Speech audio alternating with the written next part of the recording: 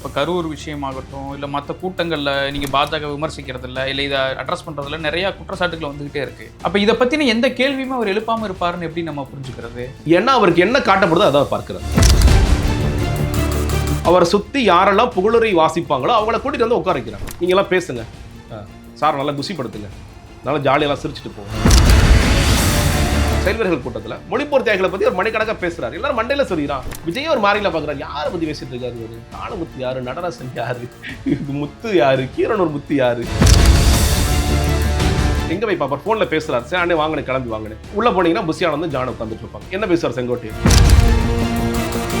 பாஜகவோடு பேசுறாங்களா? முதல்ல பாஜக கரூர் சம்பவத்திற்கு பிறகு சில பேர் வந்து சந்திச்சுட்டு போனது உண்மை. என்ன பொறுத்த வரைக்கும் விஜய் நிக்க மாட்டார். நிக்க மாட்டார். ரெண்டு காரணம் தானே. சிஎம் கேண்டிடேட் இல்ல, கேண்டிடேட். அவர் எப்படி சொல்லுவாங்கன்னா, நாங்க ஜெயிச்சு அன்னை வந்து சிஎம் பதவி ஏத்துக்குவார், அப்புறம் எலெக்ஷன் நின்னுக்குவார் அப்படின்னு ஒரு கதை சொல்லுவாங்க. நீங்க வந்து ஜான் ஆரோக்கியசாமி தொடர்பாகவும் புஷி ஆனந்த் தொடர்பாகவும் சில குற்றச்சாட்டுகளை முன் வச்சிங்க. இப்போ ஒரு கட்சினா ஒரு அமைப்பு இருக்கும், அந்த அமைப்புக்குள்ள நம்ம சில குற்றச்சாட்டுகள் வைப்போம். எதுவுமே செட்டில் ஆகலைன்னா இறுதியாக தலைவர்கிட்ட அணுக முயற்சி பண்ணுவோம். நீங்கள் விஜயை பார்த்து இந்த பிரச்சனைகளை பற்றியோ இதை பற்றியோ பேச முயற்சி பண்ணீங்களா? நீங்கள் பார்த்துருக்கீங்க? இல்லைங்க, இல்லை. விஜய் பார்த்துருக்கேன்னா சில விழாக்களில் பார்த்துருக்கேன். அம்பேத்கர் மணி விழாக்கள்லாம் நம்ம பக்கத்திலே பார்த்தேன். அதுக்கு முன்னாடி செயற்குழு கூட்டம் நடந்துச்சு, அதுக்கு என்ன தவிர்த்தாங்க. தொடர்ச்சியாக அதாவது என்ன கேட்டிங்கன்னா, என்ன சொல்லலை, அந்த ஜூலைக்கு பிறகு ஜெகதீஸ்வரன் கேட்ட கேள்விகளுக்கு அவங்கள்ட்ட பதில் இல்லாத காரணத்தினால என்னை வந்து கொஞ்சம் கொஞ்சமாக அப்படியே ஒரு மாதிரி தான் பண்ணிட்டு இருந்தாங்க. பட் எல்லா விவாதங்களுக்கும் நான் போயிட்டு இருந்தேன். ஜான் எவ்வளோ நான் புகழ்ந்து இருக்கார், நல்ல விவாதங்களாம் நீங்கள் தான் பிரதர் ஹேண்டில் பண்ணுறீங்க, யாராலையும் முடியலன்னு சொல்லியிருக்காரு.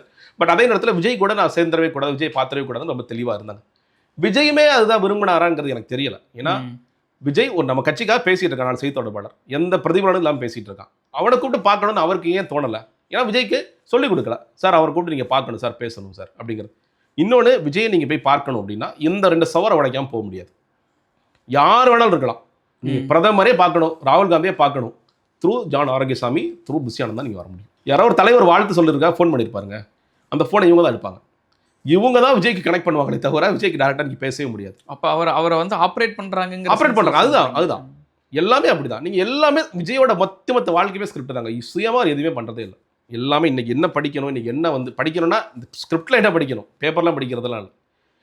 அவர் வந்து சுயமாக சில முடிவுகளை எடுக்கணும், இது நம்ம கட்சி அப்படிங்கிற உணர்வே அவருக்கு இன்னும் வரல.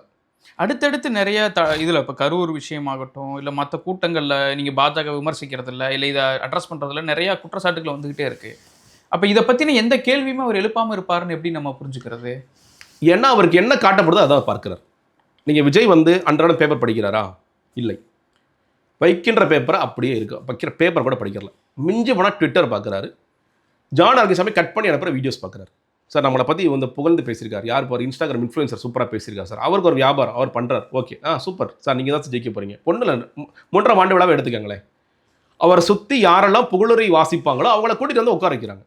நீங்களாம் பேசுங்க, சார் நல்லா குசிப்படுத்துங்க, நல்லா ஜாலியெல்லாம் சிரிச்சுட்டு போவோம். உண்மையான விமர்சனத்தை விஜய் என்னைக்காவது கேட்டிருக்காரா? நீங்கள் விஜய் வெளியே வா, விஜய் வெளியே வா, விஜய் வெளியே வந்தால் இந்த விமர்சகருக்கு ஏதாவது பிரயோஜனம் இருக்கா? எதுவுமே கிடையாது. அவருக்கு இப்போ நான் சொல்கிறேன்னு வச்சுக்கோங்க, எனக்கு என்ன பிரயோஜனம்? எதுவுமே கிடையாது. நீங்கள் வந்து ஒரு மாற்றம் வளருங்க தான் நம்மளாம் சொல்கிறோம். இந்த தேர்தலில் முடியலையே, அடுத்த தேர்தலில் வாங்க, லாங் டேர்மில் அரசியலுக்கு வாங்க. திமுகவிற்கு இங்கே வந்து எதிர் சக்திகள் வளர வேண்டும். நான் சொல்கிறேன், அவன் வளர வேண்டும், அதிமுக வளர வேண்டும், பாஜக எதிர்த்து வளர வேண்டும். ஆனால் நீங்கள் பயன்படுத்தி, மக்கள் சில பேர் உங்களுக்கு ரெடியாக இருக்காங்க தூக்கி பிடிக்கிறதுக்கு. அது நீங்கள் பயன்படுத்தா நான் வீட்டுக்குள்ளே உட்காந்துட்டு இருப்பேன், நான் வீட்டுக்குள்ளே ஒளிஞ்சிட்டு இருப்பேன், அது என்ன அரசியல் நம்ம கேட்குறோம். இந்த செங்கோட்டையன் அவர்களாகட்டும், இல்லை வந்து பிரபாகர் அவர்களாகட்டும், நாஞ்சில் சம்பத், இந்த மாதிரியான ஒரு பிரபலமான முகங்கள், இந்த செங்கோட்டையெல்லாம் மிக முக்கியமான தலைவராக இருக்கிறாரு. அவங்கெல்லாம் இப்போ எந்த ஒரு கணக்குமே இல்லாமல் இங்கே சேர்ந்துருப்பாங்களா? இல்லை நீங்கள் சொல்கிற மாதிரி வீட்டுக்கு ஒரு போக்கிடம் இல்லைங்க. செங்கோட்டையன் அவர்களுக்கு போக்கிடம் இல்லை, நாஞ்சில் சம்பத்துக்கு போக்கிடம் இல்லை. நாஞ்சில் சம்பத்து அவர் உண்மையிலே நல்ல திறமையானவர், நல்ல பேச்சாளர். திமுகவில் அவருக்கு சரியான மேடைகளை கொடுத்து அவர் பயன்படுத்தியிருக்கலாம். அன்ஃபார்ச்சுனேட்லி அது நடக்கலை. பொறுத்து பார்த்தார். ஏன்னா தாவே கேட்டு ஏன்ட்டே அவ்வளோ பேசியிருக்காரு, அவ்வளோ விமர்சனம் பண்ணி என்னப்பா இவரெல்லாம் இதெல்லாம் ஒரு தலைவராப்பாலாம் சொல்லி பேசியிருக்காரு. ஏன் அங்கெல்லாம் போய் செம்மங்கிற அளவுக்குலாம் பேசியிருக்காரு. அப்படி இருக்கிற நாஞ்சில் சம்பத் நான் ஒரு வாரத்துக்கு முன்னாடி பேசுகிறேன், அடுத்த வாரம் போய் சேராருன்னா என்ன அர்த்தம்? திமுகவில் என்னால் இருக்க முடியல. அப்போ ஏதோ ஒரு கட்சி, எனக்கு என்னோட வாழ்நாள் முழுக்க நான் பேசிட்டு போகணும்னு நினைக்கிறேன். அரசியல் மேடைகள் வேண்டும். அந்த அரசியல் மேடைகள் ஓரளவுக்கு பிரபலமான கட்சியில் நான் போய் பார்க்கணும்னு நினைக்கிறேன். பட் ஆனால் அதே நாஞ்சில் சம்பத் நீ பிரச்சார குழுவில் இல்லையே. பிரச்சார குழுவுக்கு ஒரு போட்டிருக்காரு, அதில் பேர் நாஞ்சில் சம்பத்தோட பேர் இல்லை. எத்தனை மேடைகளுக்கு அவர் அனுப்பப்படுகிறார்? வேறு பசங்களாம் அனுப்புறீங்கல்ல. நாஞ்சில் சம்பத் நீங்கள் 3ஆம் ஆண்டு விழாவில் அதற்கு இல்லை செயல்வர்கள் கூட்டத்தில் மொழிப்போர் தியாகிகளை பற்றி ஒரு மணிக்கணக்காக பேசுகிறார். எல்லாரும் மண்டையில் சொல்லிடுறான். விஜய் ஒரு மாறியில் பார்க்குறாரு. யாரை பற்றி பேசிட்டு இருக்காரு? ஒரு தானுமுத்து யாரு, நடராசன் யாரு, இதுக்கு முத்து யாரு, கீரனூர் முத்து யாரு, அவருக்கு ஒன்றுமே புரியலை. கீழே ஒரு சின்ன சமைக்கிறாங்களே யார் அவர், ஓ இவங்க அந்த ஃபோட்டோவில் இருக்காங்க சார், கீழே பேரை பாருங்க சார், அப்படியா அதுதான் அவங்க கட்சி. அந்த கட்சியில் போய் நீங்கள் திராவிட வரலாறு தெரியுமா, இடஒதுக்கீடு வரலாறு தெரியுமானா அது புரியாது. அவர் சேரக்கூடாத இடத்துல போய் சேர்ந்துட்டார், ஒரு வழி இல்லை. செங்கோட்டையன் அவர்கள் திமுக முயற்சி, எனக்கு தெரியும் திமுக முயற்சி பண்ணார், நடக்கலை. அதிமுக மறுபடியும் போக முடியாது, பாஜக போக முடியாது, வேறு வழி இல்லாமல் போய் தாவேக்கில் உட்காந்துட்டார். இன்றைக்கி அவர் ஏன் சேர்ந்தாலும் யோசிச்சுட்டு இருக்கார். ஏன்னா அவருக்கும் அந்த அக்சஸ் பிரச்சனை இருக்குது, அக்சஸ் பண்ண முடியல. விஜய் எப்போ அக்சஸ் பண்ணணும்னு நினச்சாலும் ஜான் ஆரோக்கியசாமியும் புஷி ஆனந்தும் வந்துடுறாங்க. இவங்க பேசணும்னு நினச்சாலே. ஆமாம், நீங்கள் செங்கோட்டையன் தனியாக போய் விஜய் சந்திக்கிறோன்னு நினச்சார். பனையூருக்கு வந்து போனால் விஜய் மேலே இருக்க மாட்டார். ஏன்னா விஜய் பனையூருக்கு எப்போயா தான் வரார். அது பனையூர் போகிறதெல்லாம் செய்தியாக மாறிட்டு இருக்கு, அது வரமாட்டார். நீலாங்கரி வீட்டுக்கு போகலாமா, நீலாங்கரி வீட்டுக்கு ஜானியாக அக்சஸ் கிடையாது, புஷி ஆனந்த் மட்டும் தான் போக முடியும். ஓகே. ஸோ அந்த இடத்துல பர்சனல் இதில் போய் பார்க்க முடியாது. எங்கே போய் பார்ப்பார், ஃபோனில் பேசுகிறார், சரி அண்ணே வாங்கினேன் கிளம்பி வாங்கினேன். உள்ளே போனீங்கன்னா புஷி ஆனந்தும் ஜான் உட்காந்துட்டு இருப்பாங்க. என்ன பேசுவார் செங்கோட்டையன், அவர் ஃபீல் பண்ணுறாரு, அவர் அதிருப்தியில் தான் இருக்காரு. கண்டிப்பாக அதிருப்தியில் தான் இருக்காரு கண்டிப்பாக. ஆனால் என்ன வெளியே வர முடியாது.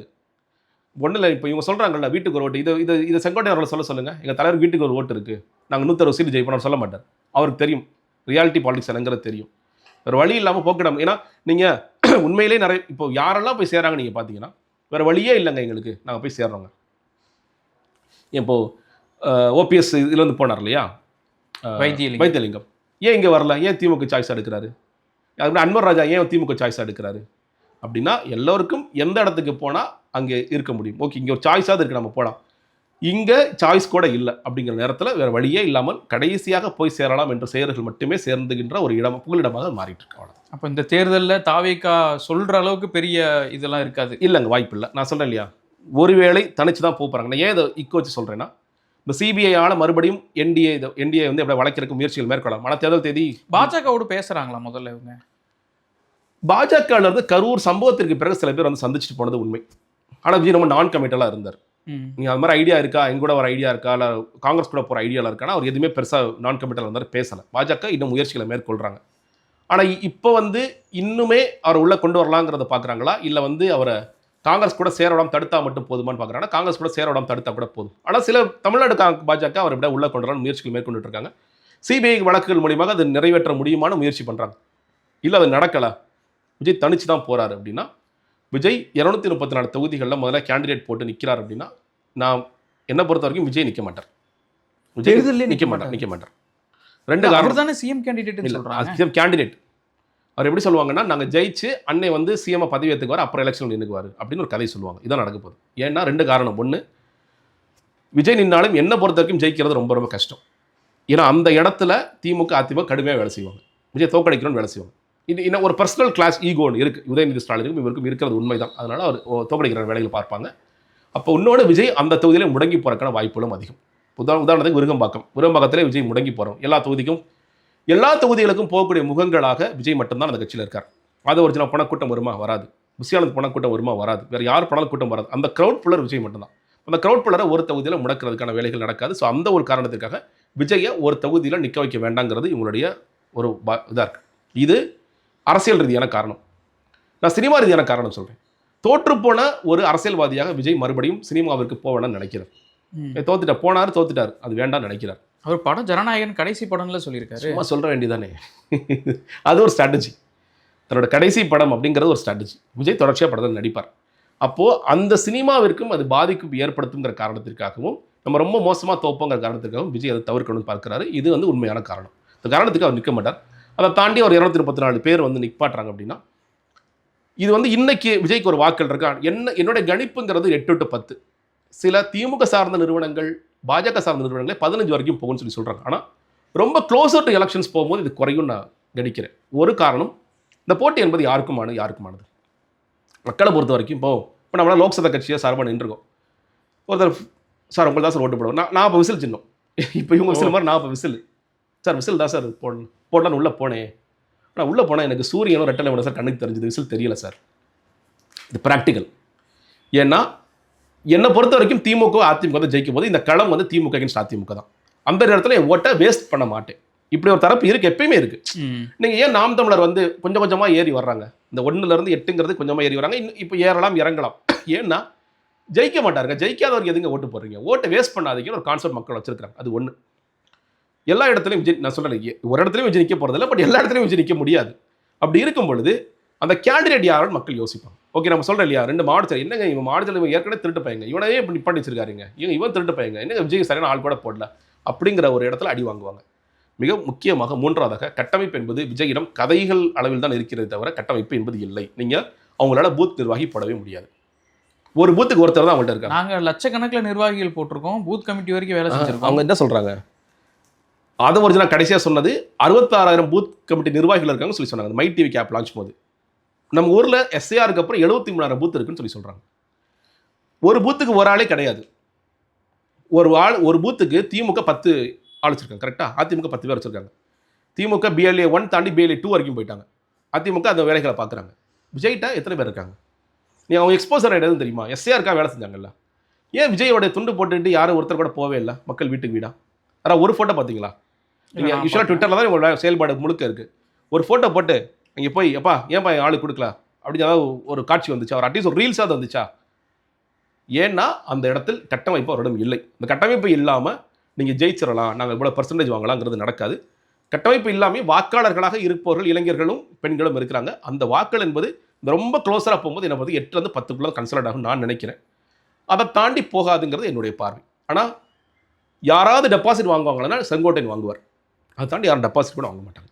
பர்சன்டேஜாக வாங்குவாங்க, டெபாசிட் வாங்க மாட்டாங்க. மிக்க நன்றி. நிறைய விஷயங்களை எங்களோட பகிர்ந்துக்கிட்டீங்க. தொடர்ச்சியாக பேசுவோம். உங்களுடைய நேரத்துக்கும் கருத்துக்கும் நன்றி.